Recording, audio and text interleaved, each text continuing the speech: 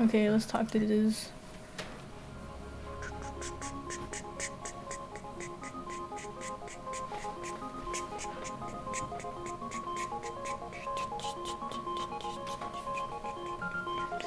It looks like everyone is here and accounted for. And everything at that, I still have the remote to the ship. Now, marvelous hero. Lead the way, our freedom awaits us.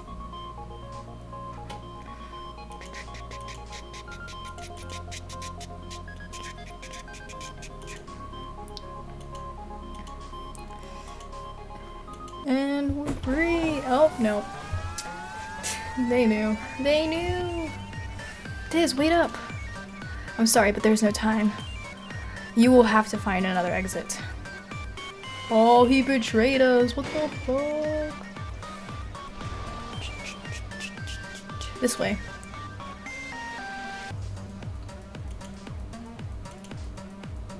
Oh, okay, it did it for me, right? And to the sewers we go! I remember him, like, talking about Riddle Transfer too, how he was planning the sewer story, but, like, he just didn't really feel motivated because he was like, this is so cliched, the puzzles weren't good, but I'm excited to see what he came up with now.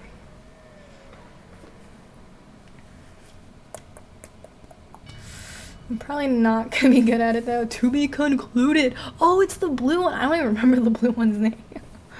But I'm excited. I'm probably not gonna do it. I'll probably have to look up tutorials again, just like I had to do in this one. Beat the game. You've unlocked special features. Ooh. End of part 1 of 2. So, back to main menu. Let's look at the special features. Oh, there's no fun facts on this one, but special features. This is a basic overview of the many thoughts that went into this game and a few thoughts from years later. Oh, is this like... This is audio, right? Why edited all 7 Riddle School/transfer games for version 2 release and what it was like. Okay, I think this is audio stuff. So if it's audio stuff, I'll see you guys. And Riddle Transfer 2, where I'll actually have to really use my brain. Because this is new, that's new.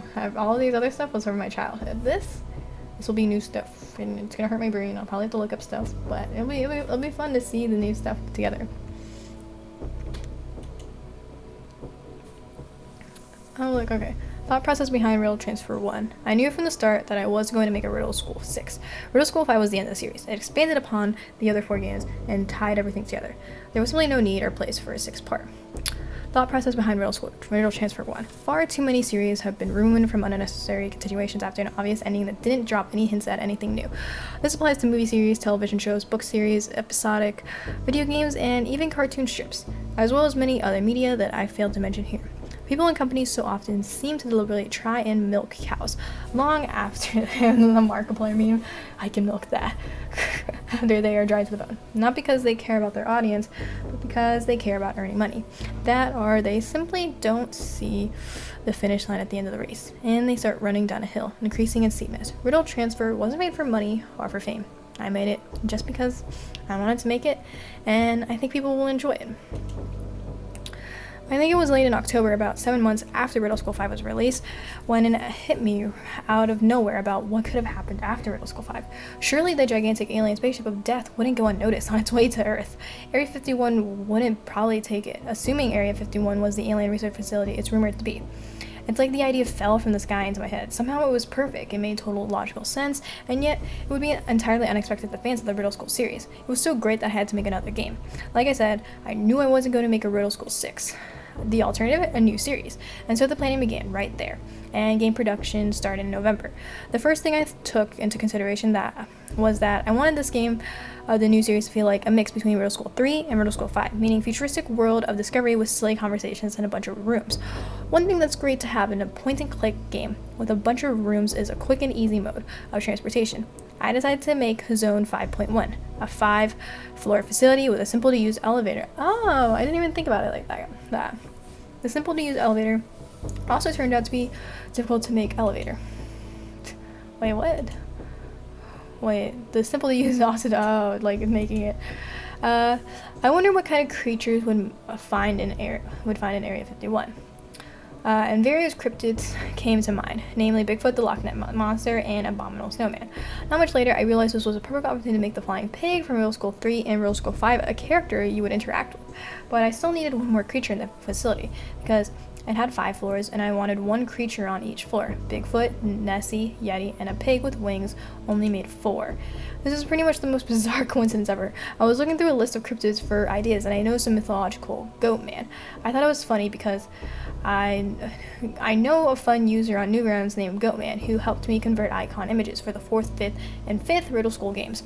Later on, I was browsing through movies on Newgrounds, and I stumbled upon a movie that Goatman apparently made at some point. It's called Goat 51. Goatman made a movie about a goat in Area 51. It was too incredibly uncanny for words. Immediately after the discovery, I requested Goatman's permission to use his goat character in this game. Permission was granted. Thought process behind. Okay. I can say with full certainty that this game was harder to make than any of the 5 Riddle School games. Layouts were changed, objects were redrawn, puzzle ideas were scrapped, the intro was rewritten 3 or 4 times. And many long hours were spent in the Newgrounds audio portal searching for music to probably complement the game. The hardest part of making this game was giving last names to the main characters. I thought it would be weird for the characters to be locked up in a high-tech facility with their names above their prison cells. If Phil was the only character of the team with a last name. Phil's last name came from a spur-of-the-moment fake Yahoo account name I made once, which was Phil Eggtree.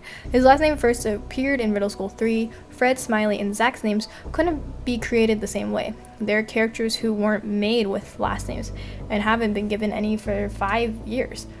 Zach's name has to be temperature related, and Kelvin is a temperature scale. Thus, the name Zach Kelvin seemed fitting to me. Smiley's name was more difficult. It had to be a name that reflected on her personality. Without being a stereotypical cheesy, happy name, words associated with the sun came to my mind, like sunshine, rain, sunbeams, etc., and Sunday eventually became the clear winner. Smiley Sunday. I can't stress how hard it was to come up with a name for Fred. I realized that Fred doesn't currently have any standout features like Smiley or Zach. The whistle he had in Riddle School 2 was probably the most interesting thing about him at this point, so he became Fred Whistler. Odd though it is, I like the name. 3 months of storm braining paid off. I say storm braining because I think brainstorming is a school word. The thought process behind, okay. Smiley needed hair, mainly for these 2 reasons. 1, I wanted to make it perfectly clear that Smiley is a girl. Head of hair was probably the most effective way to do that. 2, honestly, all the characters used to look the same. At the very least, a few of the 4 main characters needed more distinguishing features. While Smiley already had a visible mouth, I think the hair was the big step to make her look unique among the other characters. Originally, I thought Smiley was going to have yellow hair that matched her smiley face skin, but that just looked bad.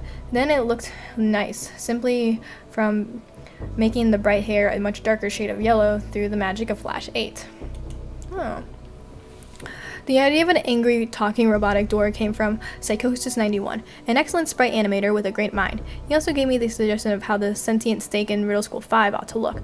I think I actually misread what he messaged me when he mentioned the door idea, but he still gets credit because the guard door is fun. Everything prior to this paragraph was written in 2011. The rest of the thought process text is from 2020. If you're reading this, you probably already know that my plans to turn Riddle Transfer into a 5-part series didn't pan out, and the cliffhanger went unresolved for years. It's ironic that one of the important lessons I learned, claimed to learn back in 2011 was not to make any more promises about Phil Eggtree and his friends. When the Riddle Transfer series itself was a promise I couldn't keep, my plans were overblown and lacked substance, and I spent a whole year struggling with Riddle Transfer 2, before finally canceling it, as if to strengthen my resolve. I also abandoned John Bro as my username shortly after, although I planned to do that anyway.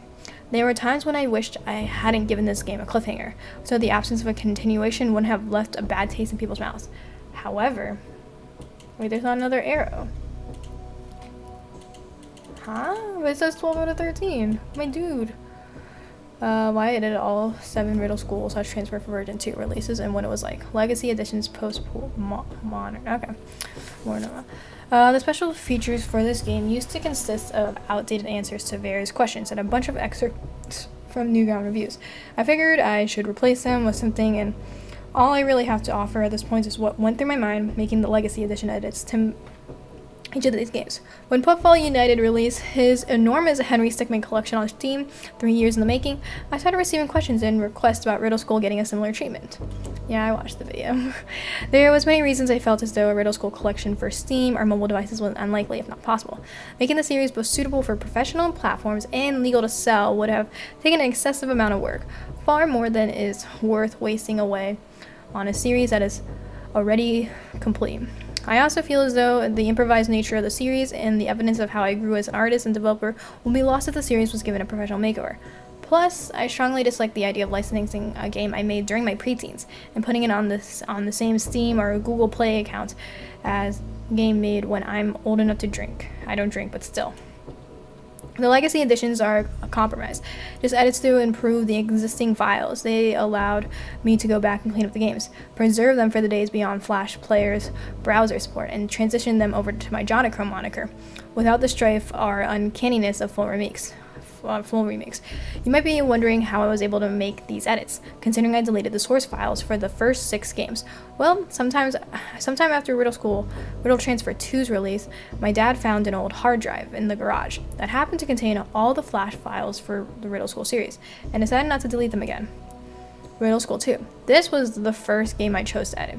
For some reason, I knew I wanted to change Phil's design to the cleaner art I used in Riddle School 2 Dream Sequence of Riddle School 5. Beyond that, I changed the functionality of advancing the text, increasing the screen size, and made a few other little changes here and there that set the standard for the edits in the rest of the games. Because the first and last games in the series are bookends of sorts, I worked on both of them at the same time. There's a nicer unity to the 2 games.